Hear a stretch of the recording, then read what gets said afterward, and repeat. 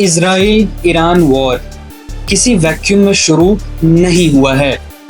ये सदियों से चल रहा वो वॉर है जो ऑन ग्राउंड हमें नहीं दिख रहा था, चाहे वो साइबर अटैक्स हो जाए या ईरान के टॉप न्यूक्लियर साइंटिस्ट्स और बाकी सब के असैसिनेशंस हो जाए या ईरान के प्रॉक्सी ऑर्गेनाइजेशंस हिजबुल्लाह हमास जैसे और टेररिस्ट ऑर्गेनाइजेशन का इजराइल में अटैक हो जाए।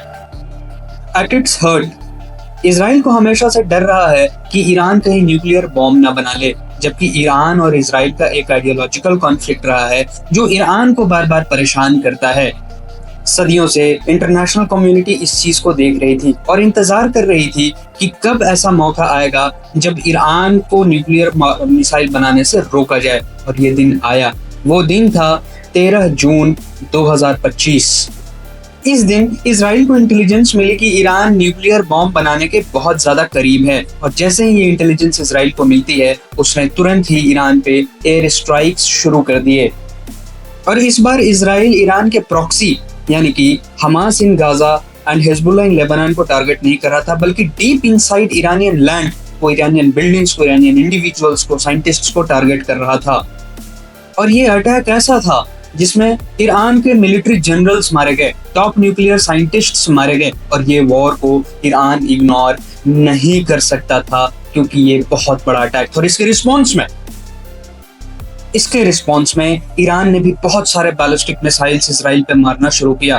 और यहाँ पे गौर करने वाली बात यह है कि पहली बार ईरान जो है अपने प्रॉक्सी का सहारा नहीं ले रहा था और हजारों की संख्या में बैलिस्टिक मिसाइल्स उसने ईरानियन लैंड से इजराइल की तरफ लॉन्च कर दिया।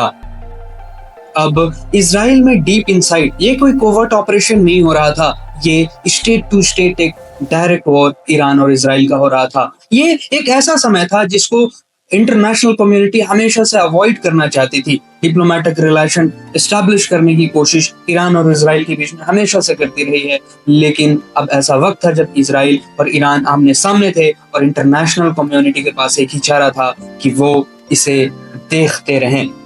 इजराइल ने ईरान की न्यूक्लियर फैसिलिटी को टारगेट करना शुरू किया और उसके लॉन्ग रेंज मिसाइल जो इजराइल को हिट कर रहे थे उसे इजराइल को क्रिपल करना था।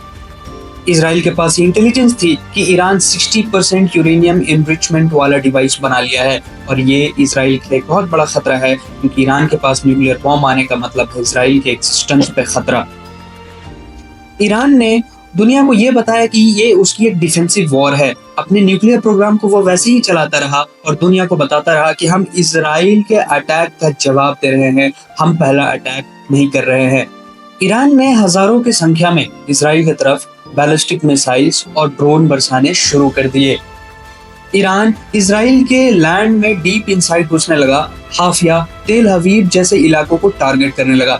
ईरान का टारगेट था कि इजराइल के डिफेंस सिस्टम को डिस्ट्रॉय कर देना, इजराइल के सिटीज को, इजराइल के हेल्थ इंफ्रास्ट्रक्चर को डिस्ट्रॉय कर देना। ईरान इजराइल को यह साबित करना चाहता था कि इजराइल के लैंड के अंदर, इजराइल के टेरिटरी के अंदर कोई भी ऐसा जगह नहीं है जिसको ईरान टारगेट नहीं कर सकता है। इसके रिस्पॉन्स में इजराइल ने एक बहुत बड़ा एयर ऑपरेशन लॉन्च कर दिया और उसके फाइटर जेट्स ईरान के टेरिटरी के ऊपर उड़ने लगे। न्यूक्लियर फैसिलिटीज को, आर्मी सेंटर्स को, मिलिट्री इक्विपमेंट्स के सेंटर्स को ये इजरायली फाइटर जेट्स टारगेट करने लगे। इजराइल का एक ही मोटिव था, ईरान को इतना ज्यादा पैरालाइज कर देना है कि वो इजराइल के सामने खड़ा ना हो पाए। ईरान के मिलिट्री इक्विपमेंट्स को, मिसाइल्स को तबाह कर देना है, उसके जो ड्रोन कैपेबिलिटीज है उसको खत्म कर देना है। लेकिन इस वॉर का इम्पैक्ट अब जमीन पर दिखने लगा था। यूनाइटेड नेशन की रिपोर्ट ने बताया कि ये बहुत सारे हेल्थ इंफ्रास्ट्रक्चर, एजुकेशनल इंफ्रास्ट्रक्चर को डिस्ट्रॉय किया, जिसमें ना ही सिर्फ मिलिट्री पर्सनल्स मारे गए हैं, जबकि ईरान में 650 से ज्यादा सिविलियंस भी मारे जा चुके हैं। उस रिपोर्ट ने हमें यह भी बताया कि 9 से ज्यादा प्रोमिनेंट न्यूक्लियर साइंटिस्ट्स ईरान के मारे जा चुके हैं। बॉम्ब्स फटने वाले बच्चों, बूढ़ों, महिलाओं पे कोई डिफरेंशिएट नहीं किया।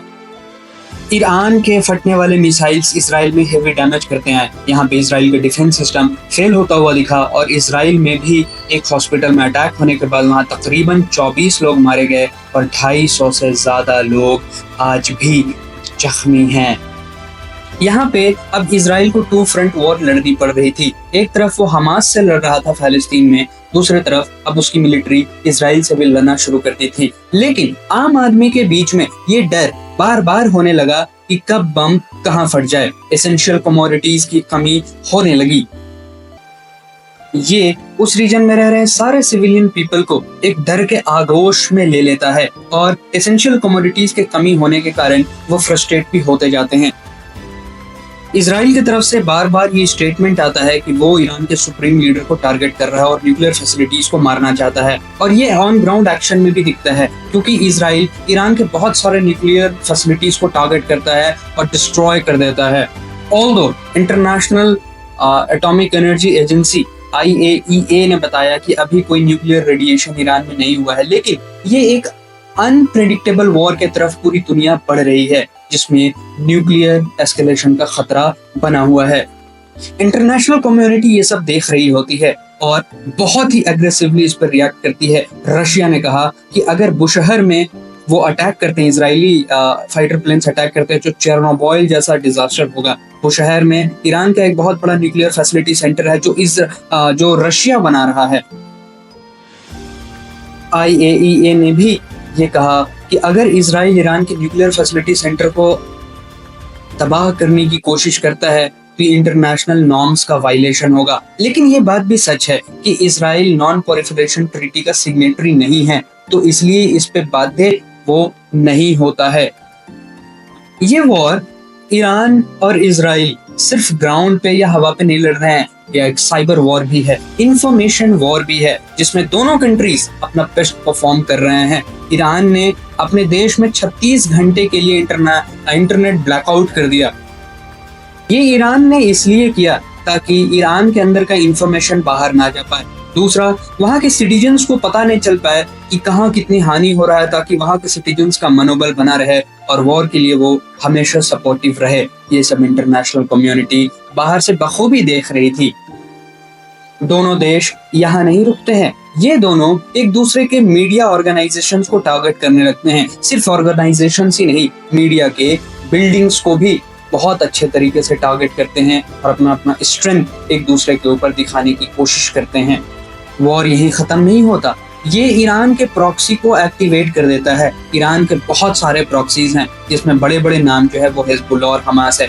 हिजबुल्लाह ने इजराइल का अटैक ईरान पर जो हुआ उसे कंडेम किया था। इसी में यूनाइटेड नेशन के स्टेटमेंट आता है कि हिजबुल्लाह तुम बाहर रहो। सीरिया में ईरान बैक मिलिशियाज जो हैं वो अमेरिकन सिटीजन्स को टारगेट करने लगते हैं, अमेरिकन मिलिट्री एस्टैब्लिशमेंट्स को वहां पे टारगेट करने लगते हैं। ईरान का तीसरा सबसे मुख्य प्रॉक्सी जो हौती है, उसने डायरेक्ट दुनिया को धमकी दी कि रेड सी में हम शिप्स को नहीं छोड़ेंगे। ये सब देखना इतना चिंतादायक है कि ईरान और इजराइल जो बायलैटरल वॉर है वो कहीं रीजनल वॉर में ना बदल जाए, क्योंकि अगर ये रीजनल वॉर होता है तो पूरे मिडिल ईस्ट में तबाही आ जाएगी। ये पूरे इंटरनेशनल कम्युनिटी के लिए एक चिंतादायक सूचक था और इसलिए इंटरनेशनल कम्युनिटी एक diplomatic relation, backdoor diplomacy establish करने की कोशिश करती है ईरान और इजराइल के बीच में। लेकिन इसी बीच प्रेसिडेंट डोनाल्ड ट्रंप, जिनका स्टेटमेंट आता है कि I want unconditional surrender of Iran, और प्रेसिडेंट ट्रंप जो भी अमेरिकन एस्टैब्लिशमेंट्स है, अमेरिकन मिलिट्री एसेट्स हैं इन मिडिल ईस्ट, जो कि सीरिया में है, इराक में है, इजराइल में है, उसे एक्टिवेट करना शुरू कर देते हैं और ईरान को बैकडोर डिप्लोमेसी के तहत ये भी बताते हैं कि अपने यूरेनियम एनरिचमेंट को बंद करो। European powers, Germany, United kingdom और फ्रांस जैसे देश भी अपने तरीके से डिप्लोमेटिकली इसे सॉल्व करने की कोशिश कर रहे थे। वो ईरान के फॉरेन मिनिस्टर से जिनेवा में मिलते हैं, लेकिन ईरान ने डायरेक्टली उन्हें इंटरवीन करने से मना कर दिया। ये वॉर इकोनॉमिकली भी पूरे वर्ल्ड में रिसेशन ला सकता है, क्योंकि जो दुनिया के दो सबसे important oil chalk points, straight of Hormuz and बाब अल मंडेब, वहां से तेल बाहर नहीं आ रहा है। तेल बाहर नहीं आएगा, ऑटोमेटिकली फ्यूल प्राइसेस बढ़ जाएंगे, पूरी दुनिया में महंगाई, इन्फ्लेशन बढ़ जाएगा और रिसेशन आने का खतरा है। और इसी चीज को लेकर के ईरान अडिग है कि अगर मेरे पे अटैक यूएस करता है या इजराइल और अटैक करता है तो मैं ऑयल रिलीज नहीं करूंगा। और ये फियर और बढ़ जाता है जब कुर्दिस्तान प्रोविंस में इजराइल अटैक करता है और वहां पे बहुत सारे ऑयल टैंकर्स खत्म कर देता है ईरान के। ऑटोमेटिकली फ्यूल के प्राइसेस बढ़ने ही थे। मिडिल ईस्ट के दो बहुत बड़े मिलिट्री सुपर पावर्स एक दूसरे के साथ अब लड़ रहे हैं। इजराइल और ईरान एक दूसरे के साथ जब लड़ते हैं तो ये इल्यूजन खत्म हो जाता है लोगों के दिमाग से कि वहाँ स्टेबिलिटी आएगी। पूरे दुनिया में जितने भी देश हैं वो सारे अपने अपने सिटीजन्स को ईरान और इजराइल से निकालने की कोशिश कर रहे हैं। इंडिया ने भी ऑपरेशन सिंधु लॉन्च किया है और ईरान से अपने नागरिकों को निकाल रहा है। ईरान और इजराइल का ये वॉर बहुत ज्यादा चिंतादायक इसलिए भी है क्योंकि हॉस्पिटल्स ओवरवेल्म्ड हो गए हैं, पेशेंट्स बहुत ज्यादा हैं। इजराइल में भी ज्यादा है, ईरान में भी ज्यादा है। ईरान के सड़कों में कौन सी बिल्डिंग कब गिर जाए किसी को कुछ नहीं पता है।